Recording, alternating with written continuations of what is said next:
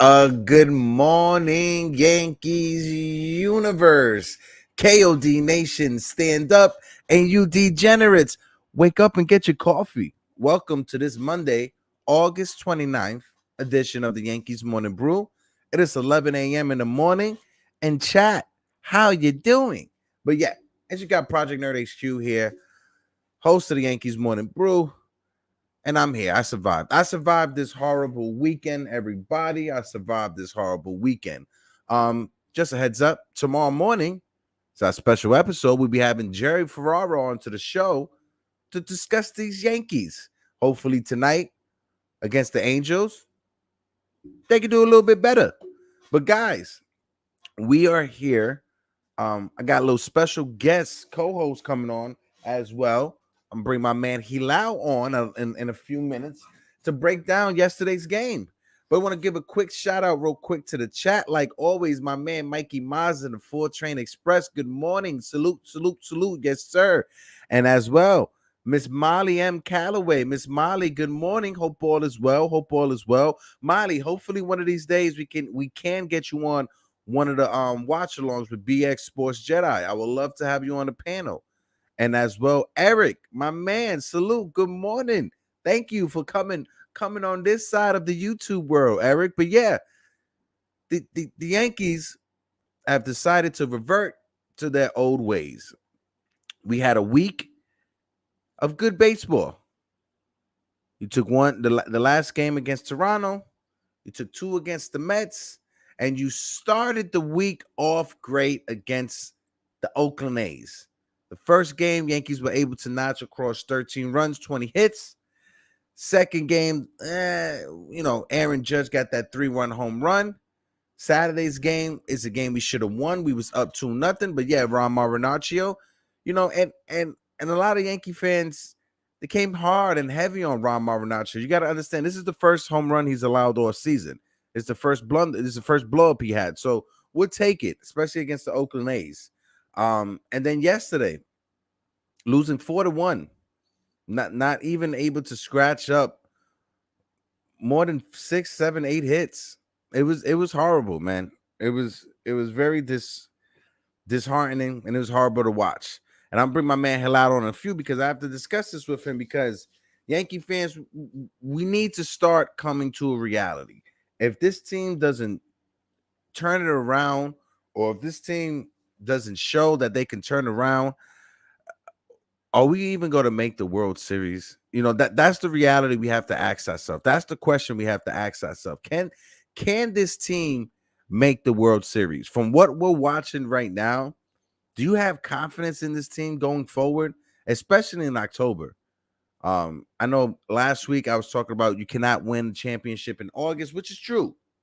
There are no championships in August. There are no midsummer classic tournaments that could happen in Major League Baseball.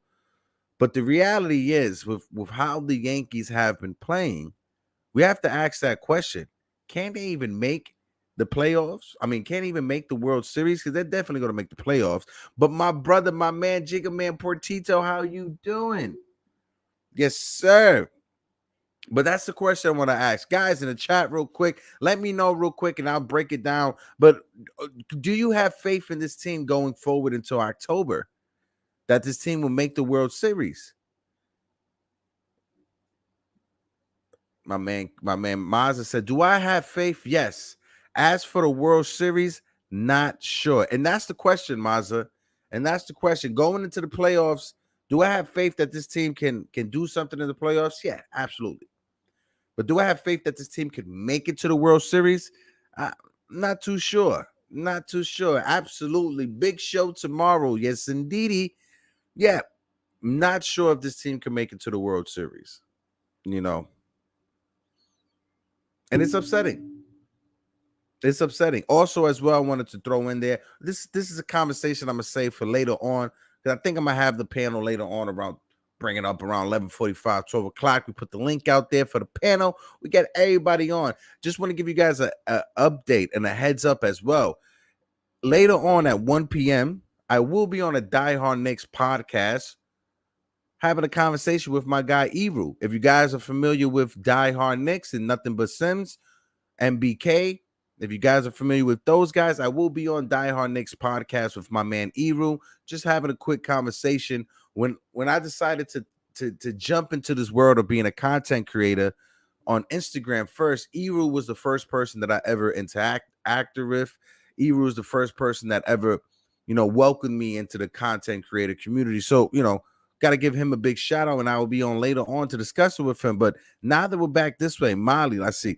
I have faith in everyone, especially the Yankees. Molly, I love the attitude, Molly. Let's keep that positive energy going. I love it. My man Frank Rivera, salute. Good morning, Frankie. He said anything is possible, and they could make the series, but for sure, no tattoos for anyone until after the season. Frank, no, not the tattoo jokes right now. Yes, if you guys didn't figure it out, if you guys didn't hear, Aroldis Chapman is on the IL. He got injured because he decided to get a tattoo in August. And on top of him getting a tattoo in August, it got infected. Now, I'm somebody that I have several tattoos. I'm not a tattoo enthusiast like some, but I do have some tattoos. And just from me personal, I can say that you're not supposed to get a tattoo in August. You're not supposed to get a tattoo in September because of this reason and this reason alone. You gotta give it time to heal, and you gotta give it time to breathe. So of course in 2022, Aroldis Chapman is going to continue doing Aroldis Chapman things, because this could only happen to him going out there and him getting an infection on his leg. Now with that coming out, I'm a bit more lenient with the Fernando Tatis ringworm situation, because when I seen Tatis got the ringworm, I'm like, come on, bro, we adults, you got to clean, you got to be able to take a shower, clean yourself. But apparently adults nowadays, hygiene is out the window, because Tatis is getting ringworms and Aroldis Chapman is getting tattoo infections on his leg. We're living in a weird world in 2022. But James Cook, good morning, salute. He said the road to the World Series goes through Houston. Maybe the Yankees could turn it up. I agree when it comes to Houston, James, and you hit it right on the head. And I've said this multiple times. In order for the Yankees to fully exercise their demons, they have to eliminate Houston and make it to the World Series.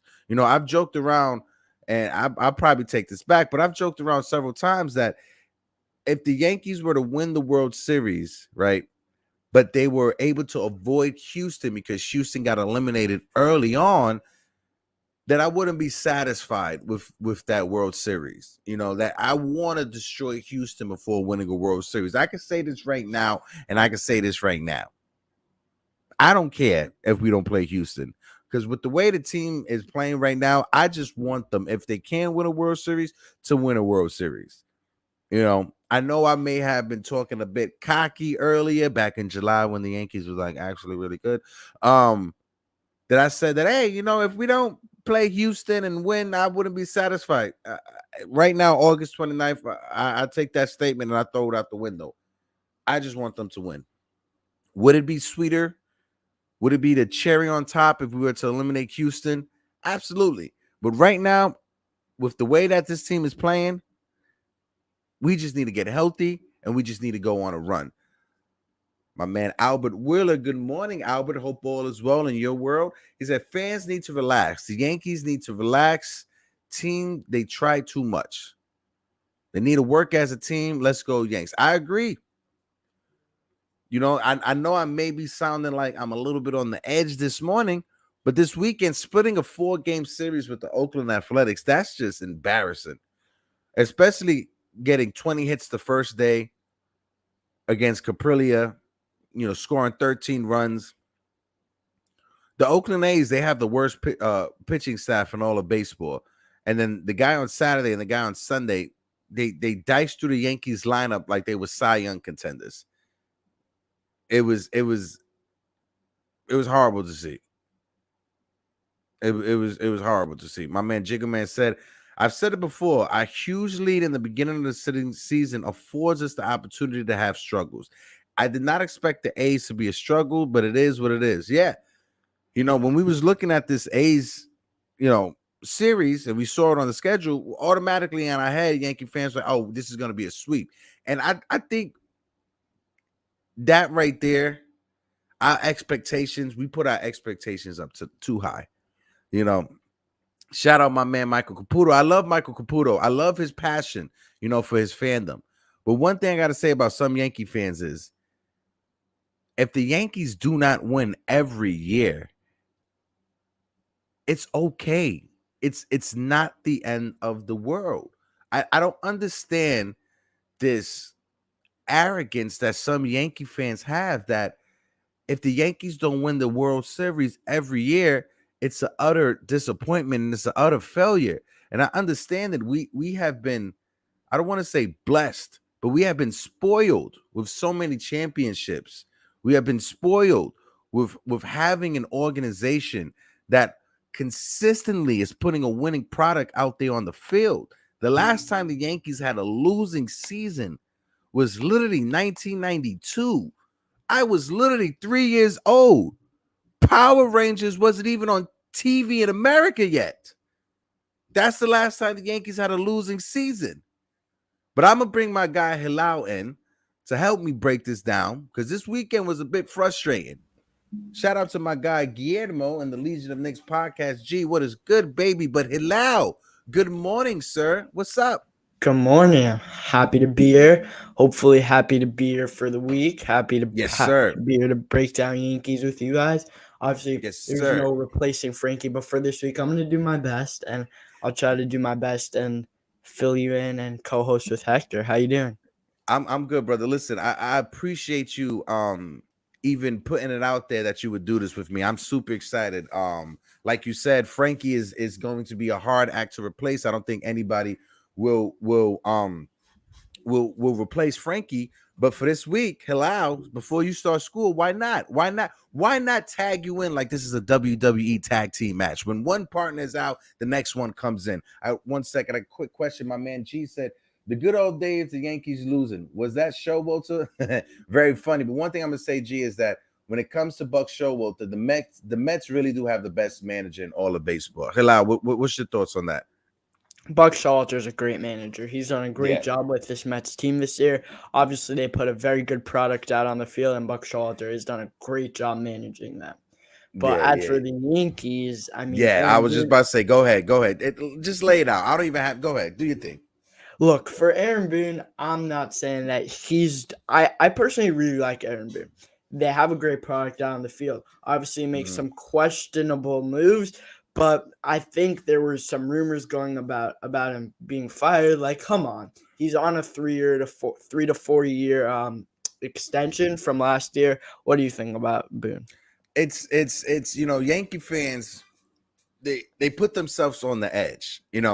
Yes, when the team is spinning, it's very quick and it's very easy for them to say, let's fire Aaron Boone or let's fire Brian Cashman. When fans just start saying that, that's how you know how to separate the normal fan from the fan that actually could read down the middle, if you understand what I'm saying. Because you have some fans, they did just go off of pure emotion, right? That's all they go off of, if it's pure emotion. But when you take a step back, right, and you look this Yankees team, just look at the past 20 years. We got one World Series, right? We've been in the playoffs almost every year, -2, a winning season every year.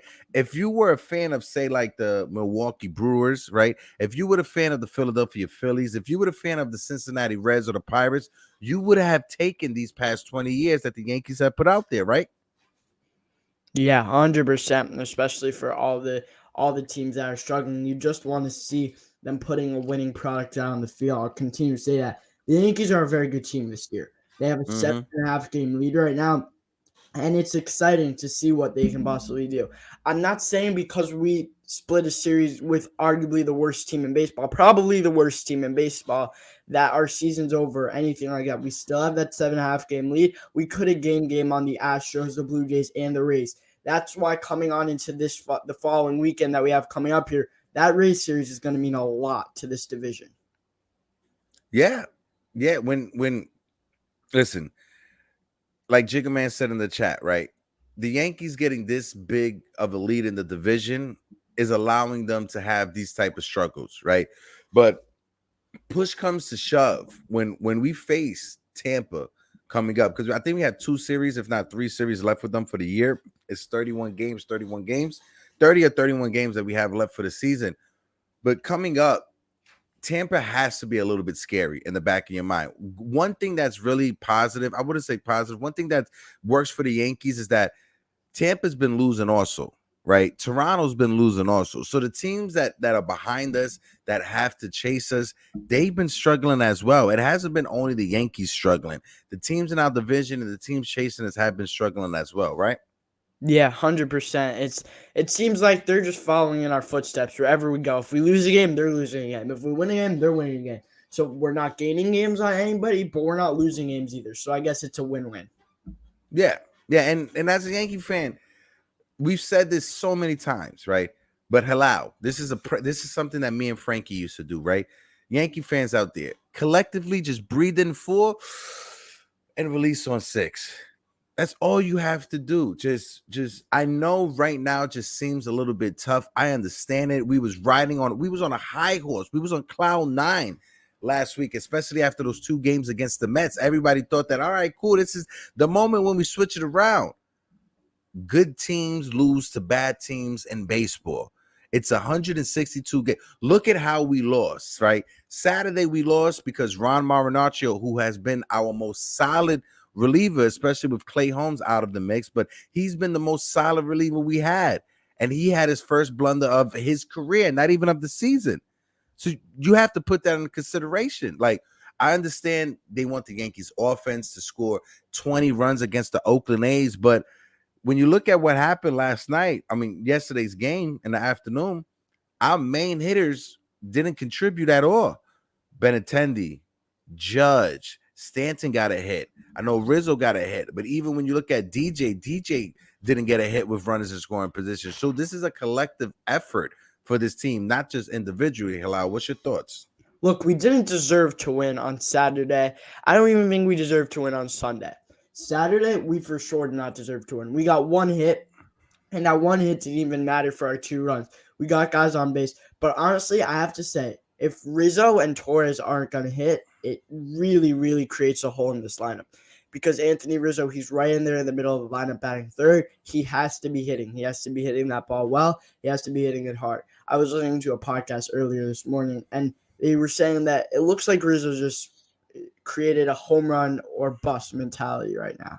And he's just got to go back to that contact hitting. We don't need him to be a home run hitter. That's what we have Judge and Stanton for. Mm-hmm. I have to say, Judge wasn't great over the weekend either. He had that big home run on Friday night. But Judge is in there, and he's got to be getting hits for us. I'm not blaming it all on Judge. I'm blaming it on Rizzo, and I'm blaming it on Torres as well, because they got to be finding ways to get on base, finding ways to get hits. Otherwise, this lineup has so many holes. Yeah, no, 100%. But then, even when it comes to Judge, right? Saturday's game, when Judge, when he's getting the runners ahead of him, when they're getting on the base, right? When they're allowed to get on base, when you have runners on first and second, or you got runners on first and third, Judge, especially in these past month, teams haven't been pitching to you, right? Now they're pitching to you because you have runners on the base. Take advantage of this. And I felt Judge was just trying to do too much and was thinking that they was going to pitch around him. I'm not too sure what he was thinking fully, but 3 strikeouts and 2 different games against the A's, that's not something to lay your hat on, especially if you're an MVP candidate. What's your thoughts on that real quick? Yeah, 100%. You're that guy. You're the face of the Yankees right now. And the Yankees are going through undoubtedly a tough time right now. He has to be a guy who's going to go and step up. He's got to be that leader on the field, and he's got to continue to play well like he did earlier on in the season. And I get it. I noticed something over the weekend. He's really having trouble. He had trouble seeing the changeup. He had trouble seeing the sinker over and over the weekend, especially on Saturday. The changeup's coming in and it's dropping. He's not detecting that drop early. Usually he detects the spin coming out of a pitcher's hand. Let me get a ball. It's signed by Joey Gallo, so it doesn't really matter. Usually, so the changeup, that you detect the spin coming out of the pitcher's hand, and Judge has done a great job. Baseball is not just about where you make contact on the bat. It's your intelligence. You're using it where he's detecting the spin out of the pitcher's hand. He did not do that over the weekend. Otherwise, Mhm. you'd be seeing him barreling up those changeups that are dropping low into the zone. He wasn't doing that. Instead, it's coming in and it's coming low in on his hands, and he can't get his hands around on that. Yeah, it's and that's a great breakdown of it, Halal. I always credit you and Frankie because you guys are both pitchers, so you guys understand that aspect of the game. But one thing to me when it came to Judge that was a big takeaway for me is normally when Judge is hot, he can lay off of that slider, right? He can lay off of that slider that's down and away. He'll spin on it. But this series, he just struggled against that slider. It was just slider after slider with 2 strikes. He was just striking out on it, and it's upsetting because you've seen Judge, and I'm not sure if it's because Judge is sitting on 59. I mean, he's sitting on 49 home runs, and he feels the pressure of 50, and he feels the pressure of getting to Roger Maris. Hopefully, that's not what it is. Hopefully, he could get that 50th home run against the Angels. But I just don't know. Oh, got Maria. Good morning, Maria. But yeah, I got this lineup here so we could break this down. Hold on 1 second. Start off with the A's won, so we'll start off with the Yankees, right? Hilal, you can read off the lineups and I'll handle the pitching, all right? And we do it vice versa when we do the A's, all right, baby? Sounds good. Uh, all right, go ahead, brother. So the Yankees had leading off in left field was Andrew Benintendi. He did not have a good night, 0 for 4. Aaron Judge, who followed him, he was in right field, 0 for 4. Giancarlo Stanton barreled up a single through the 5.5 hole. He was 1 for 4. He was the designated hitter. In the cleanup spot, you had the left-handed hitter who has been struggling as of late. He got that little lefty against the shift through the hole. It was very interesting play. He slipped around first, which ended up Yeah. really costing us. He was at first base. He was 1 for 4. DJ LeMayo at second base, 0 for 4. You see how many holes there are in this lineup. Donaldson was at third, 0 for 3, but he had some really nice defensive plays. I forget if that was on Saturday or yesterday. At shortstop, it was Cabrera. He was 0 for 3. In the outfield, it was Aaron Hicks. He was 1 for 2. And for Kyle Higashioka, 1 for 3. And Keat was the catcher. He's starting to have some good swings. Yeah. When you have Aaron Hicks and Kyle Higashioka getting singles back to back each, but then you look at Benintendi and Judge over, that's not a recipe for success. And big point when you bring up Anthony Rizzo because him slipping on coming around first base, not able to get to second base.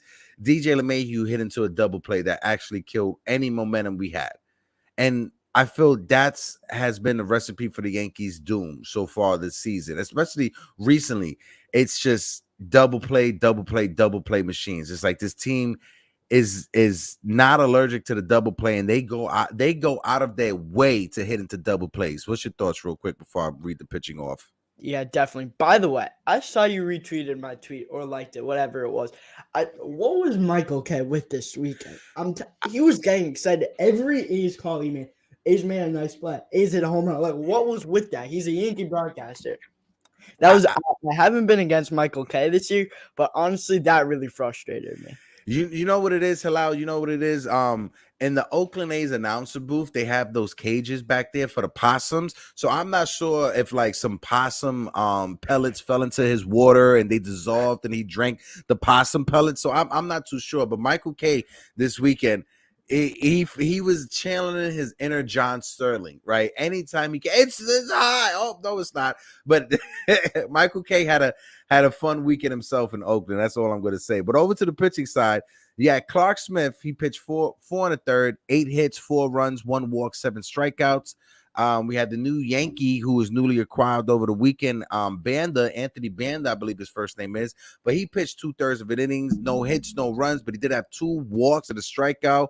Greg Weissert, who was bouncing back off of his debut, he pitched 2 innings, no hits, no runs, no walks, 3 strikeouts. And that slider, I'm not going to lie, Halal, that slider was filthy. What's your thoughts on the slider before I go forward? It was disgusting. Nasty. It was It- like it- it- moving like crazy. It was yeah. And to me, I love a slider that has a 12 to 6 action Wolsert, he's able to do both. He's able to have a 12-6 action on a slider, and his slider can go right to left like a boomerang. And that was really impressive to me. He was controlling it. His sinker is sitting 96 miles an hour. So hopefully we got something good of him going forward. He got those early jitters out the way, and hopefully he could be contributing.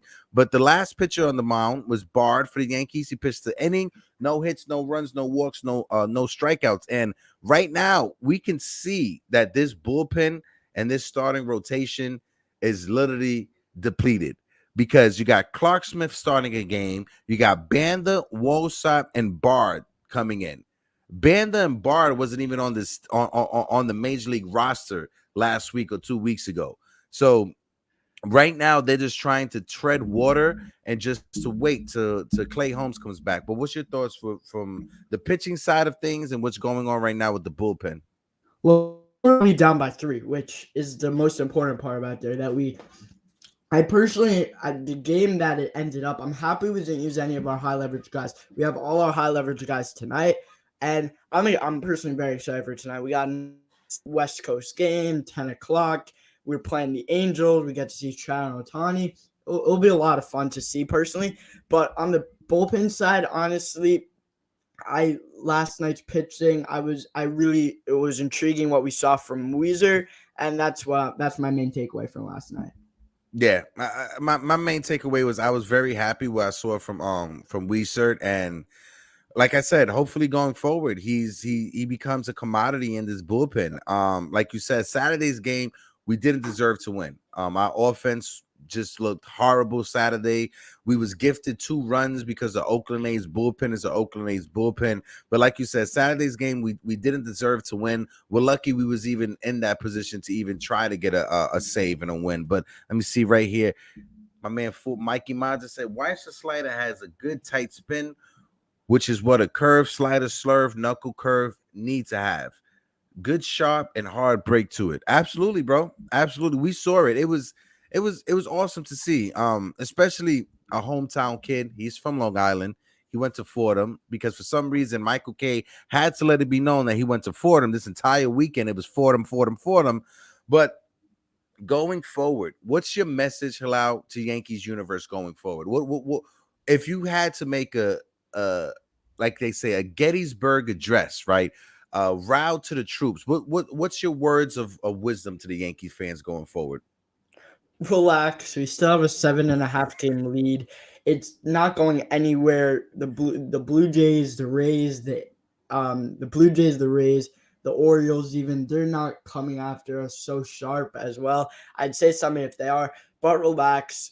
Derek Jeter even put out if you're going into September and you have a lead of 7.5 games or 8 games, you're good. So as long as the Yankees can just keep pedaling like they are now, they're not like they are now. They pick up the pace, so maybe they can keep increasing their potentials. Their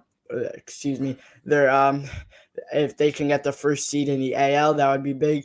But yeah, honestly, if I think the Yankees are good right now, and Yankee fans relax, it'll be okay. We have some exciting matchups coming up. I'm excited to see the Yankees Brewers a little later on in September, but I'm excited to see the Yankees Angels tonight. First off. Yeah, one, you talk about the Yankees and Brewers. We got a series against the Brewers and we have a series against the Pirates, like literally back to back, right, like right behind each other. And to me, that's what I'm most excited for. I know a lot of Yankee fans, especially with the announcement of the new rosters. I mean, not the new rosters, but the new schedule for next year, aren't excited about it. I don't know why. I'm super excited about it. Hello, I It's wanted to get your awesome. thoughts on next year's schedule real quick before we continue. What you saw it? What's your thoughts on any key games that you have on that schedule that you want to watch? Oh, it's unreal. I'm really excited because we don't need to play as much as you gotta love it as a Yankee fan. You don't want to see the Yankees playing the Orioles over and over and over again. Even Mm-hmm. though, I mean, I'm not gonna trash. They're good. They're good this year. We'll tip my cap to them. They're putting out a nice product on the field, but on the other hand, we get to play the Giants, we get to play the Dodgers, we get to play the Padres. I'm really, really excited because we got to go to LA. The Yankees Dodgers series that is in the summer, and I may have a little bit of plans for that. So Oh, it, it's nice. it's quite exciting to see that we get to play Mookie Betts and the Dodgers. And honestly, it's a great way for MLB to grow their game because so many more sellouts. I guarantee you, I've been to a lot of Yankees Rays matchups in the past 2 years, and at some point, it's like when I'm looking at what Yankee games I should go to, I'm like, not a Yankees Rays game again. So I'm excited to see we get the Padres in town, we get the Diamondbacks, a lot of fun matchups coming up. We play the Giants on opening day. That will be a lot of fun to see. But yeah. I'm same way. I'm in the same boat as you, Halal. Looking at that schedule, my girlfriend and I we started already planning for next year, but I'm already have it booked down that I'm going to go out to Colorado to see the Yankees and the Rockies play. That's a ballpark that I've been dying to go to, and I'm so happy that the Yankees could go and play. Like you said, the Padres. I can't wait for the Padres to come into town. We get to see hopefully Fernando Tatis is back, but Manny Machado and Juan Soto, specifically Juan Soto in Yankee Stadium. I can't wait to see that. Having another series. I know the Arizona Diamondbacks aren't as good as they used to be, but having a series against the Diamondbacks in Yankee Stadium, especially after the 2001 World Series, I'm super excited about that. The storylines that could happen if Judge, nightmare decision, if he leaves and joins the San Francisco Giants, the first game of the year is back against the Yankees. So that's got to be in the back of his head if he makes a decision or not. What's your thoughts on that? By the way, I'm starting to get a little intrigued by this. I'm gonna get so much hate for this, but why not say, what if the Yankees move on from Aaron Judge? Okay, they can go out. There's a big free agent class this coming year.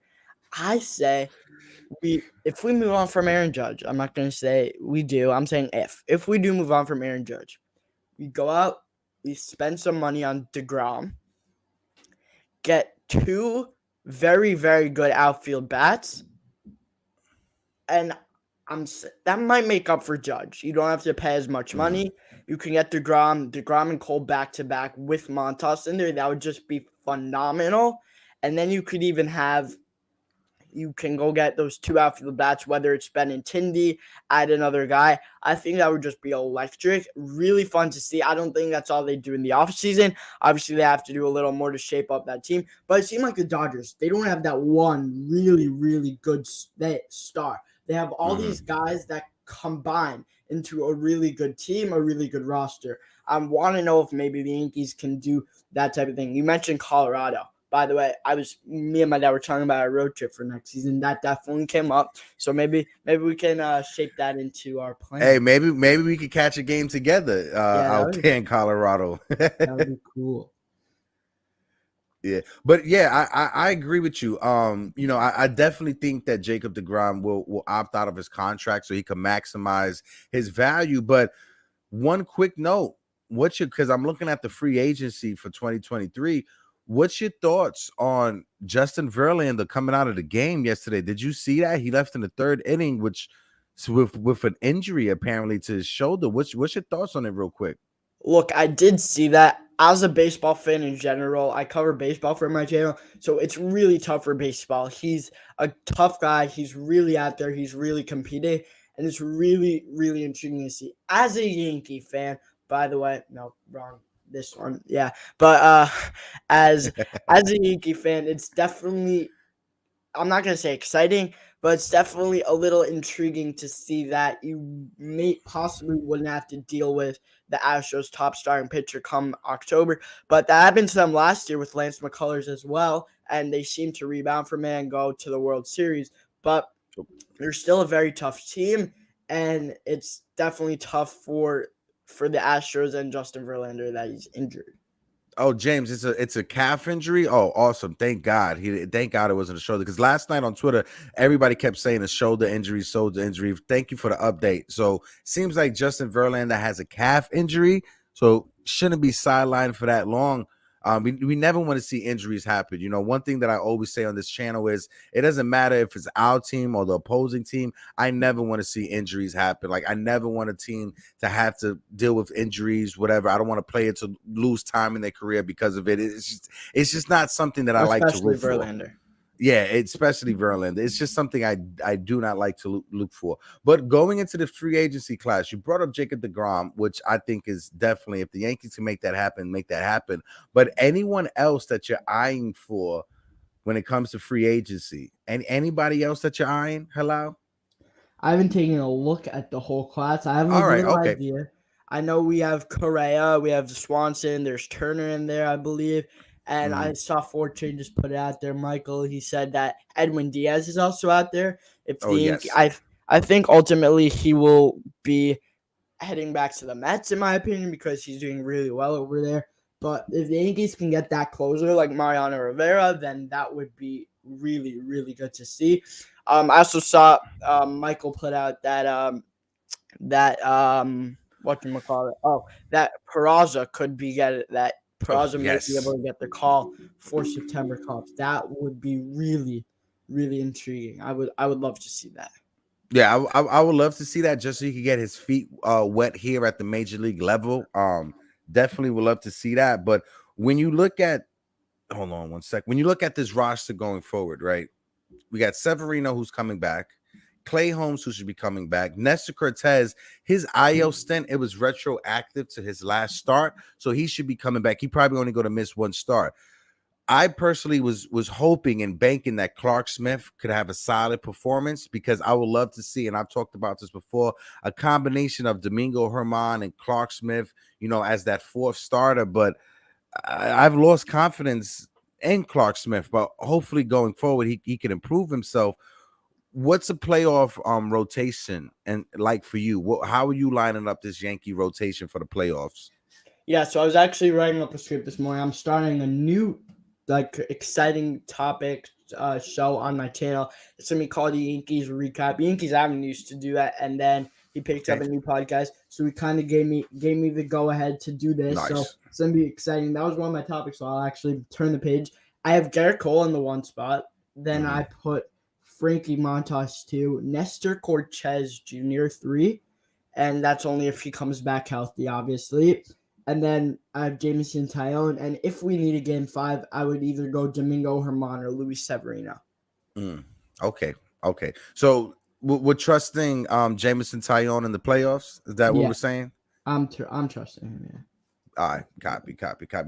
Let's see what we could get from Tyone. If he is leading the Yankees in wins when it comes to the pitching staff. So hopefully that's something going forward. JMO, at the beginning of the year, he looked like a totally different pitcher. He looked like he unlocked something that this was going to be an all-star year for him. And he just fell off the cliff trying to find himself. And in his last few starts, he's been decent. He's given us length. He's given us 6, 7 innings. He's been very decent.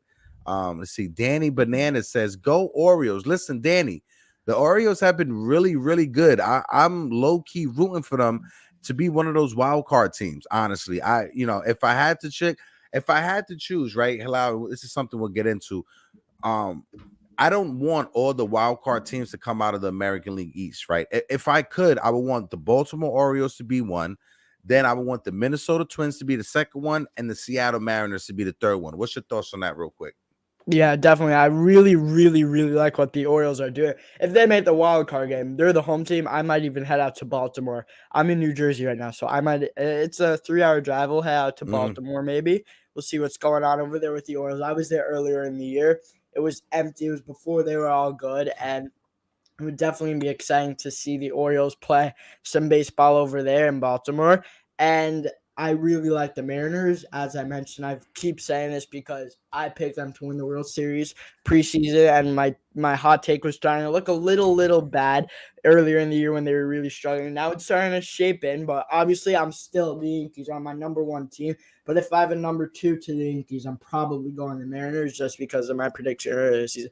I have to get my charger from over yeah, there no problem, no problem, outside problem. my Do you door. think? So I'll be back I in a have you second. right over here. No problem. Do you think? Yeah. So, 100% agree. When it comes to the playoff, like how's it shaping up when it comes to the wild card teams? Let me just pull up the divisions and the standings right now. And as well, the Houston Astros, they lost yesterday, so pretty excited. Um, but hold on, standings. Oh, allows back. There we go. Yeah, when you look at it, so like Halal pointed out, the Yankees have a 7.5 game lead in the division over the Tampa Bay Rays. Overall, when it comes to the wild card, second. When it comes to the wild card, right now it's shaping out. You got Tampa, Seattle, and Toronto. I like I said, I really want Tampa. I mean, I really want Baltimore to get in there, the Minnesota Twins to get in there. I don't want every team to be coming out the American League East, but Seattle definitely has to get in there. I'm super excited for Seattle this year. They have a playoff drought, something I think is 20 years. They haven't been to the playoffs, 21 years. They haven't been to the playoffs. So hopefully this is the year. And we touched about it a little bit on your show, Halal, the Julio Rodriguez contract extension. I was wanting to talk about it here as well.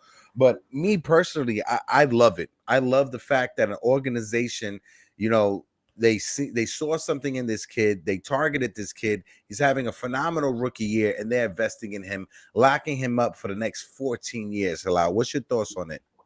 I really like the move because it can go either way for the team or the player. There's team options, there's club options, but they're paying him a guaranteed $210 million.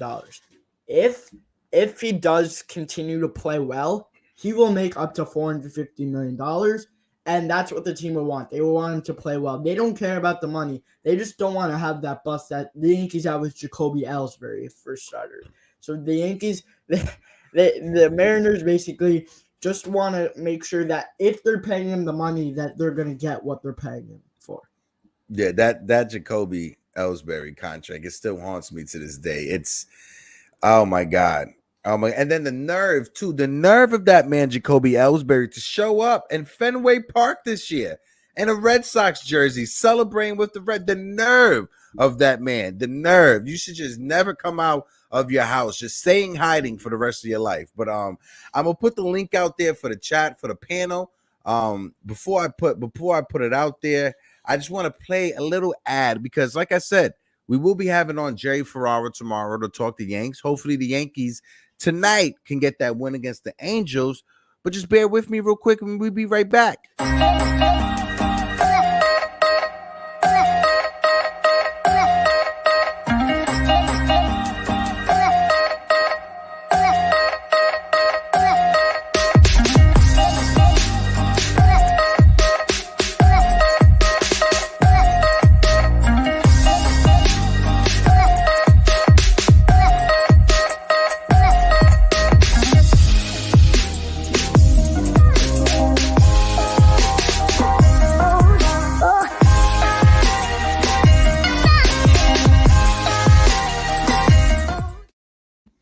Mikey Mazza in the fourth. Oh, Good morning, sir. good morning. Mikey Mazza, appreciate you for coming on, having this conversation with Halal and myself. No worries, man. Always. Give us your thoughts on this nightmarish weekend, and I'll throw it right back to Halal after you go. This was an absolute disaster. From the first game where we scored 13 runs off of 20 hits, which is more Yankee-esque compared to the last stretch that we've had. This could not have gone any worse for the Yankees this weekend. This was the weekend I felt that once we started getting back on track and we won those 5 games, this was the series that we were going to start really rolling. We were going to start rolling, and we were going to roll right into September with that momentum. And this Angels series. So I felt like this was a disastrous weekend. Yeah. I totally agree. If you give me 1 second, because I just wanted to look this up real quick, Halal. Hold on. The previews for tonight, because we got Frankie Montas going tonight against the Angels, Halal, versus Jose Suarez. What's your thoughts on the pitching matchup we have tonight? Jose Suarez against Frankie Montas. I'm really looking for Frankie Montas. This is one of those games. Obviously, we're not playing such a good team, but this is one of those games where the Yankees have to win. It's a must-win game in my eyes because they have to show that they can rebound from a tough stretch of games versus the A's. And I really, really want to see Frankie Montas shove, give us 7 scoreless innings. Copy. Agree. 100% agree. And I got somebody backstage, right?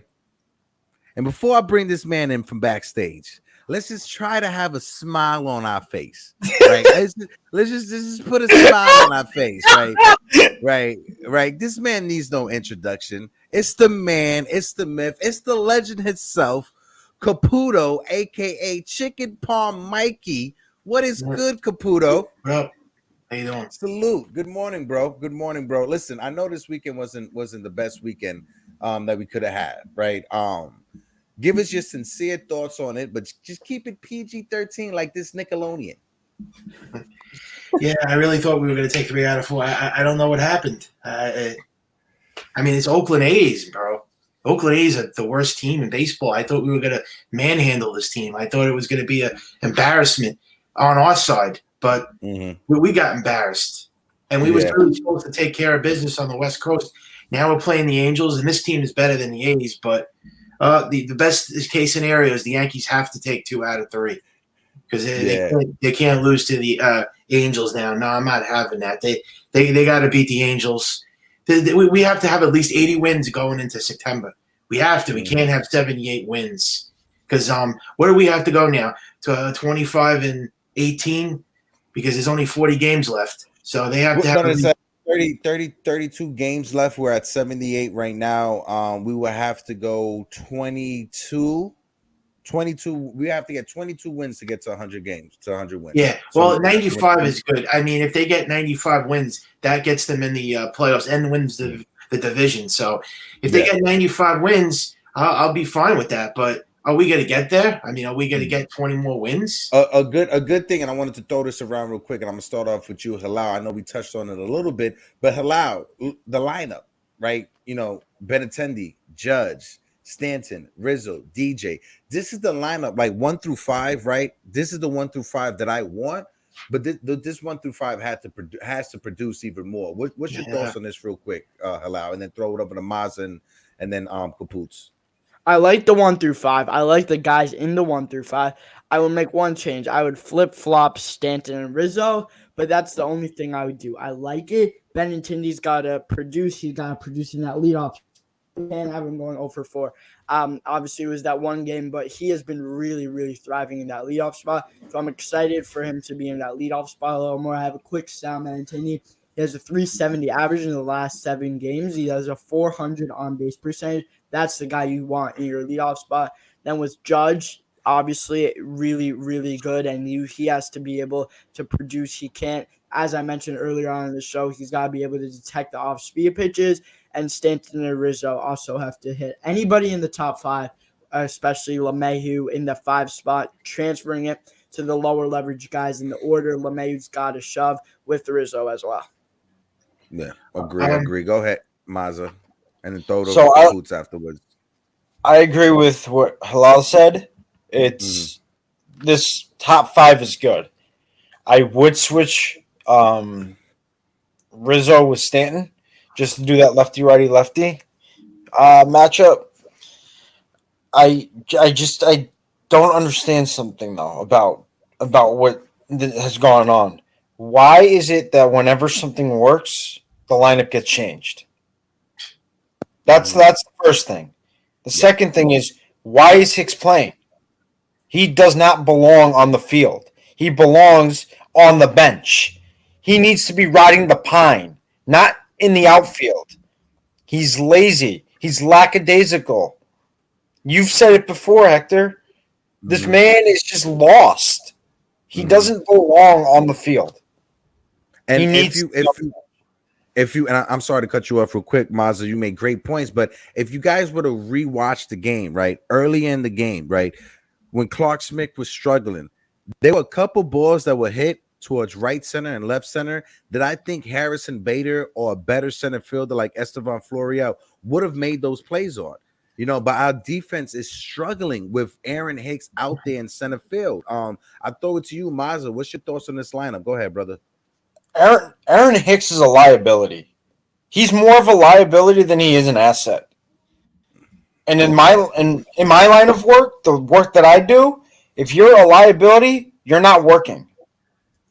So it should be Yeah. the same concept. If you are a liability and you are not helping and you're just out there to just look lost, go take a seat on the bench. That's not how we do things. We need guys who are going to be energetic. We are going to need guys who are going to want to be in that lineup and do something, like an Mhm. IKF or an Oswaldo Cabrera. Kids who want to play, not someone who just wants to stand there, twiddle their thumbs, and if a fly ball's hit, so it just Yeah. jogs half speed. That's not gonna cut it. Yeah, and then going forward, Caputo, I'm gonna throw it to you right after that. Just wanted to say this real quick. It is August 29th. Hopefully, we can see Harrison Bader within the next couple of weeks. But Caputo, what's your thoughts on this lineup? And then throw it over to Halal. Yeah, the lineup I would do is I would do Benintendi 1, LeMayu 2, Judge 3, Stanton 4, Rizzo 5. That's the way I would do it. But of course, they can't keep the lineup the same. They always got to change it. What was working so good with the Mets, that lineup, they should have kept it the way it was. They shouldn't have changed anything. But they do this every single day. Every day they change the lineup. Like I'm starting to think this isn't Aaron Boone anymore. It's somebody else that keeps telling him to change this lineup, and it's getting really annoying. And because of that, we keep losing. So it's Yeah, not cool. yeah, definitely. Halal. Yeah. I hear the only thing that I really didn't like that they took Benintendi out of the leadoff spot for one game. That was just a clueless move for them. If he's thriving there, leave him there. LeMay was also not doing bad in the 5 spot in the order. So I leave it that way. If it ain't broke, don't if it ain't broke, don't fix it. So that's what I'll continue to say if they're going to keep doing this. So I'm expecting to see the lineup that they ran out on versus the Mets tonight, with the exception of Stanton in it. And yeah, but to Maz's point with Hicks, if you don't want to play, don't play. I saw something from Hicks that I haven't seen lately with Hicks. It seemed that after he got the hit on Sunday, he was fired up. That could be the thing that's turning him around. I'm going to stay optimistic. If that's the thing that's going to turn him around, I say Yankees play Hicks today so they see what they can get out of Hicks today. If he's not hitting well, take him out of the lineup. But if it wasn't a one-game occurrence that he actually got that confidence back, keep him out of the lineup. But I say give him one more shot. I say he worked two very nice at-bats. He got the hit up the middle. He just missed a double down the left field line, and he got that walk on a full count base. So if Hicks is really starting to hit well and he's not struggling, I say keep him in the lineup tonight. See what works with tonight. Especially, do we have a lefty or a righty on the mound? If we have a righty I on the think mound, Suarez is a lefty. I'm not too sure. Let me just double check for you. Go ahead. yeah. So I say keep him in the lineup and let's see what we can get out of him. Yeah. Suarez is a lefty, and I agree with you, Halal. One thing is and people have heard me this year. I've been critical of Aaron Hicks, right, because of the contract he has and because of the role he has on this team, right? But one thing I'm gonna say is I really believe that the Yankees front office, right, when it comes to Aaron Hicks, the ship has sailed. They've lost all hope when it comes to Aaron Hicks, and I don't even think Aaron Hicks is going to even make this postseason roster, right? Because I feel, and I'm gonna throw this around, Halal. If the Yankees actually trusted Aaron Hicks, right, going forward, why would they have traded Jordan Montgomery for a center fielder? Why would you have giving up a reliable starter for a center fielder if you trust your center fielder in Aaron Hicks? Halal, and let's throw it around. Yeah, 100%. Nothing to disagree with there, honestly. You're right on point with that. There would be no reason to trade Montgomery for Bader. I think they really like Bader as he has that defensive capability in the outfield. I think Bader will come October, he will be starting in. I also think the Pablo Lopez miscommunication definitely messed with the Yankees a little, but still, there would be no reason to trade Montgomery even if you got Pablo Lopez. So I think they definitely are relying on Bader to be in center field come October. But I think that they will also have Hicks not in the lineup. Maybe he won't even make the roster, in my opinion. In the last video I did, I had him not even making the roster. So that definitely that definitely factors into what's going to happen later on in the season. Yeah, Mazza, what's your thoughts real quick about the postseason roster when it comes to Aaron Hicks? Give us your thoughts and then pass it over to Kapoots. So I think that Aaron Hicks is not making that roster. I don't think with them trading there's no, like you said, there's no reason for them to trade Montgomery if they had any faith in Hicks. And obviously they don't. This is shown. Them saying to Montgomery, we are trading you for Harrison Bader, says to Aaron Hicks, we have no confidence in you at all. It's just, if you look at the Joey Gallo situation, when they got Andrew Benintendi, that was the end of Gallo's days. Yep. It was the same thing. They said, thank you for your time here. We've got no faith in you. It's done. Yeah. We're wiping our hands, clean slate. Done. See ya. Bye. Yep. Go ahead, Kapoots. Yeah, Aaron Hicks is definitely not making the playoff for us to end it. I would bench him for the rest of the season. The guy sucks. And, yeah, it's not even it's a foregone conclusion. It's unanimous. Aaron Hicks has to be. I would cut him, and I would send him packing. You ever watched the movie Major League when Charlie Sheen gets the thing in the locker? Where he gets cut? That should be Aaron Hicks right now. That's funny. That's funny. Yeah. No, but I 100% agree with you guys because Aaron Hicks, if I know a lot of Yankee fans, you know, they were coming hard on Cashman, right? Blaming, why'd you trade Montgomery? You guys got to understand. The reason why we traded Montgomery is because of Hicks. If Hicks was able just to be an average center fielder, because he's below average, if he was just average, if he was comparable, if he was hitting 340, 350 for the season, had double-digit home runs, maybe 20 stolen bases, I don't think the Yankees make that move, trading Jordan Montgomery. I really don't think they make that move. No. But because of the decline, if you guys look at his advanced analytics and look at his defensive numbers, the total decline from last year into now and to years prior, it's totally out. You would think that this is a Chuck Knobloch situation, not being able to throw the ball from second base to first base. That's how bad Aaron Hicks has been. And when we look at going forward, Matt Carpenter should be coming back September 15th to the 25th, around that time. If he was to put the time frames into it, he got hurt. 6 to 8 weeks was the time frame. August 11th is when he got hurt. So September 15th to the 25th, he possibly comes back. So that's a good sign. Harrison Bader as well. When you look at the time frame, he's supposed to be coming back September 10th to September 20th. So we have some reinforcement that's coming back. Luis Severino, the same thing. Luis Severino should be back before September 20th.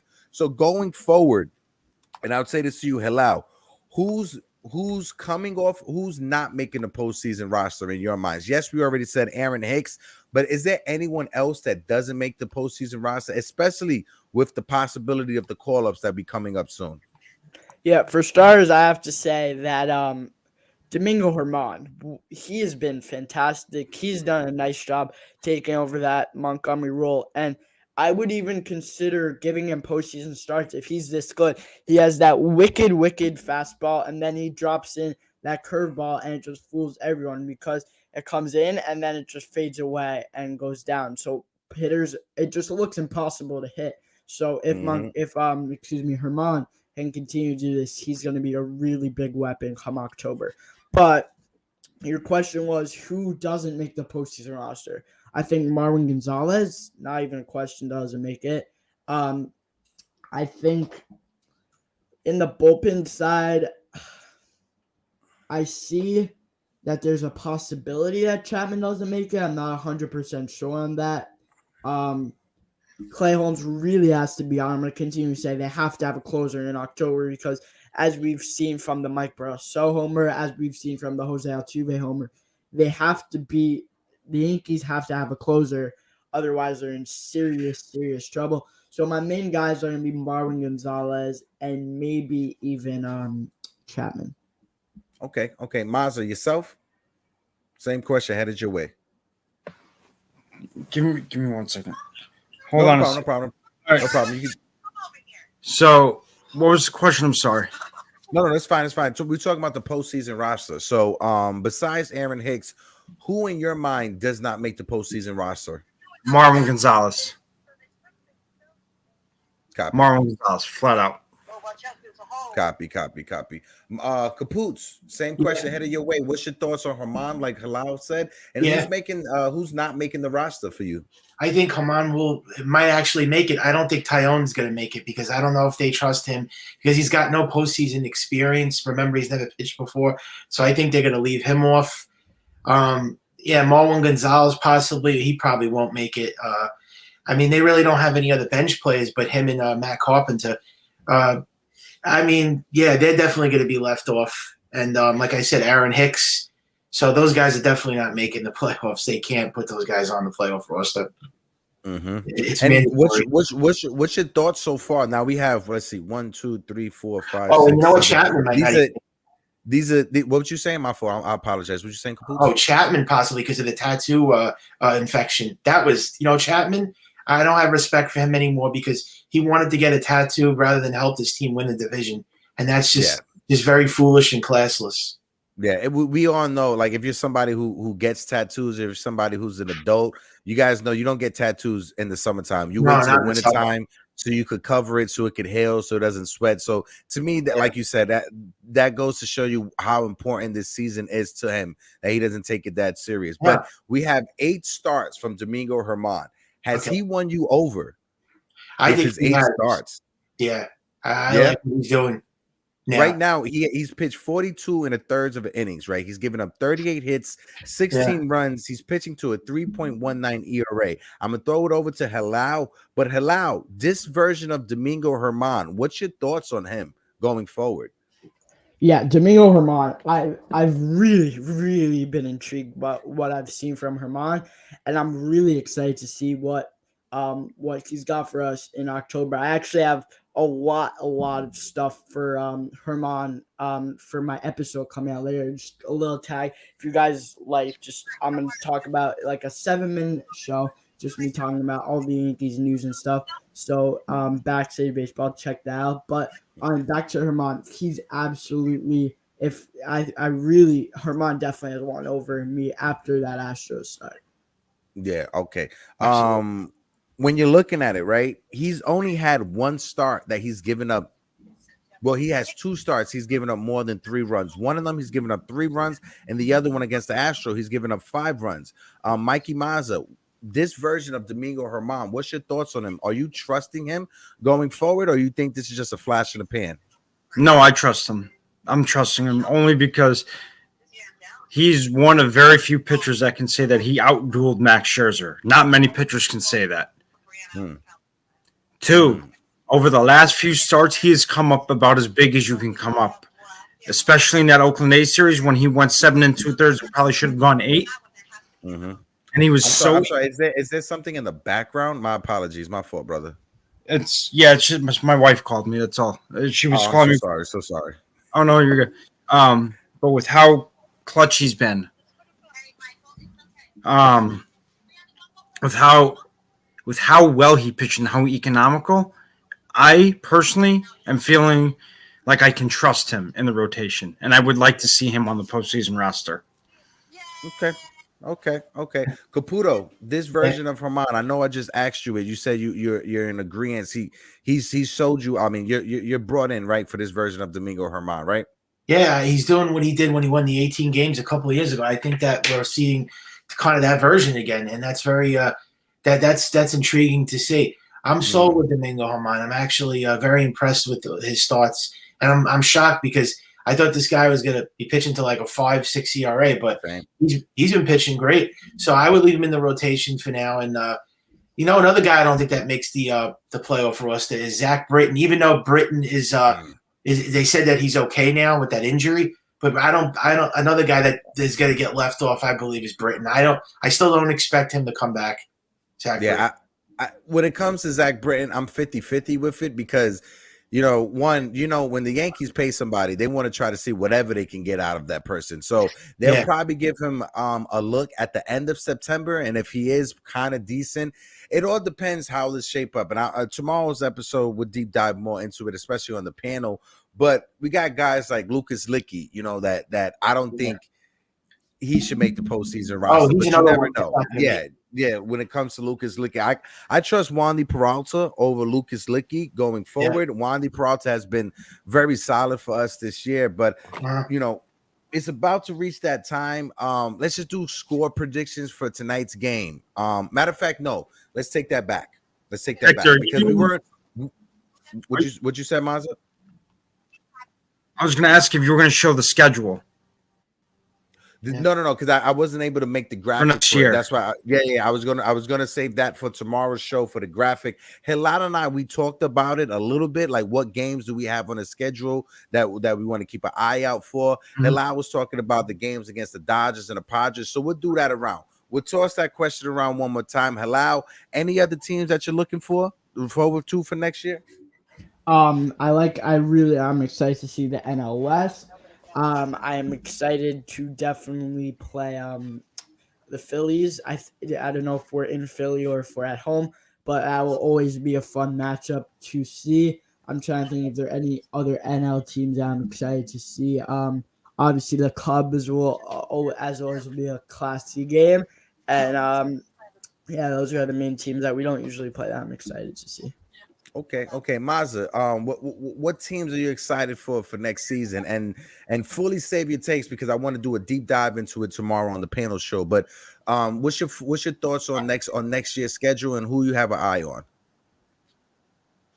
Well, I'm not excited for the schedule at all. I think it's a joke, but I'll get into that tomorrow. But I'm excited that we're playing the Dodgers in LA. I think that'll be a fun series to watch. Okay, all right, Kaput. Same question going your way. What's your thoughts on? Yeah, I'm not a big fan of the schedule either, but I'm excited for the Dodgers series. They're playing them in Los Angeles, so that should be a lot of fun. And remember, we're going to kick off the season against the San Francisco Giants, so that's really oh boy. How's that? Is Aaron Judge still going to be on the Yankees because they're playing the team that he might go to? The Giants. I know that's a weird thing. Me and Halal was talking about it. It's kind of because he's gonna have to have that in the back of his head, coming to Yankee Stadium and hearing those fans boo him because that will happen. It's kind of like you remember when A-Rod opted out of his contract during the World Series in 2007, right? Yeah. The Yankees hosted the All-Star game that following season. He had to re-sign with the Yankees because if he would have left for the Angels for another team, it would have been chaos for him when he came back to Yankee Stadium for the All-Star game. But fellas, it's about that time. We got to dip out. I have a 1:00 stream with Die Hard Knicks podcast, so you guys please tune in for that. Michael Caputo, I appreciate you for coming on like always. Mikey Mazza as well with the 4 Train Express. Salute, my guy. Thank you for coming on. Please follow Mikey Mazza and the 4 Train Express because he does go live. And as well, if we can, guys, please follow my brother Hilal from Backstage Baseball. Hilal will be co-hosting with me for the rest of this week. Frankie should be back Thursday, so I'll have Frankie and Hilal helping me on Thursday. But tomorrow's episode will be a special one with Jerry Ferrara. Hilal, any last words for the people before we dip out? Yeah, it was awesome to be here. Very exciting. I like starting off my morning like this, so I'm excited to do this for the rest of the week. It was awesome. Thank you so much for having me. If you guys want to stay up to date on Yankee stuff, follow me. I will be starting a new event with the Yankees recap type of thing, so it'll be exciting. So follow me there. Hector, thank you so much for having me on. Of course, brother. Like I said, I look forward to this week. Thank you so much, guys. And like, comment, subscribe. This is your guy, Project Nerd HQ, Hector, host of the Yankees Morning Brew, and I'm out. Peace.